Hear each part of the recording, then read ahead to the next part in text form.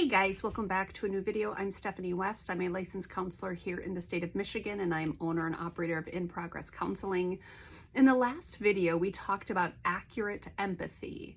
Am I empathic to the degree that it's helpful in that moment based on the situation in front of me? So there's this deciding in advance, what does the situation call for? It's not an immediate knee-jerk response. It's an appraisal of what's needed right now.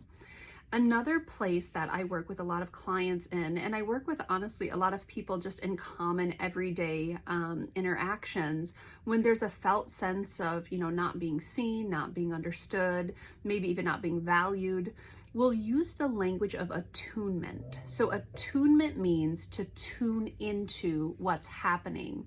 And attunement is typically between two people, and possibly within a group dynamic as well. There's a cadence or a rhythm or an experience that's honoring what's happening in that moment. So attunement isn't just between two people, but it's especially easy to break down when it's between two people. So think of tuning into someone. Am I tuned in to this moment? So let's say that I, Steph, am sharing a fear with you. I'm saying, hey, there's this transition coming up. Spoiler alert, there is, and I do feel fear. And I'm expressing to you my felt sense of fear around it, or my uncertainty or some apprehension. Now imagine someone comes into that moment of emotion and they bring in their cognition. And they say, yeah, I know, transitions are hard and it all works out in the end though, right? What they've done is they've not honored what that moment is. When I am sharing a fear with someone, I'm actually asking someone to hold that moment with me. I'm saying this fear feels really heavy for me. Is someone going to hold it with me?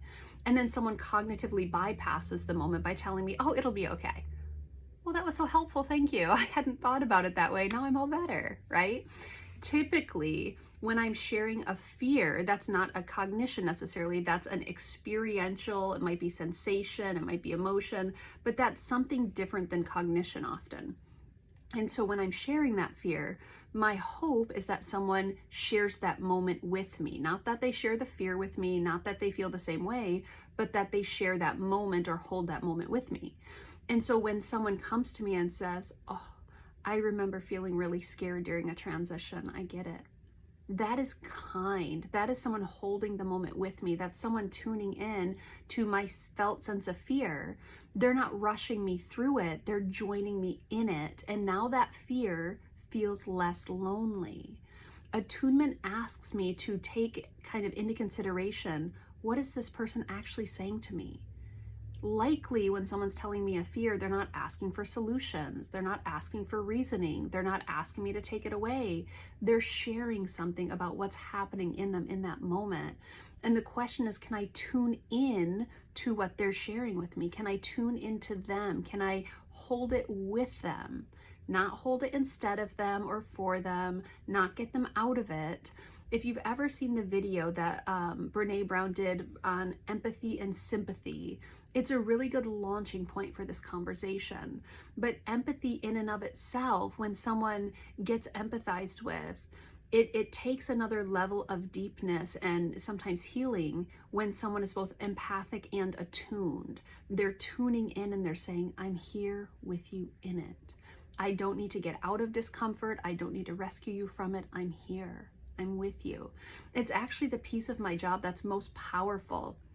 If we go into the literature, it tells us that about 85% of the efficacy of, or the effectiveness of therapy is within the relationship between the counselor and the client. I trust the client to do a lot of the hard work. I trust that I can be in it with them as they do the hard work.